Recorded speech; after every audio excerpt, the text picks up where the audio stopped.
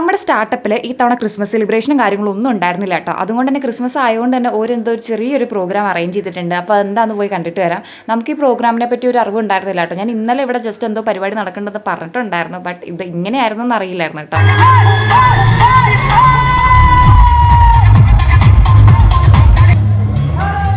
പിന്നെ അവിടെ ഫാഷൻ ഷോയും കാര്യങ്ങളൊക്കെ ഉണ്ടായിരുന്നു. ഫാഷൻ ഷോ ഉണ്ടെന്ന് കേട്ടിട്ട് അതിന് വേണ്ടി മാത്രം പ്രത്യേകം വന്ന ആൾക്കാരൊക്കെ ഉണ്ടായിരുന്നു എൻ്റെ കൂടെ. ബട്ട് ഒരു വിചാരിച്ചത് ഭയങ്കര ബ്രഹ്മാണ്ഡമായിട്ടുള്ള ആ ഒരു വലിയ ടൈപ്പ് ഫാഷൻ ഷോ ആണെന്നാണ് കരുതിയത്. പക്ഷെ ഇങ്ങനെയാണെന്ന് വിചാരിച്ചില്ല.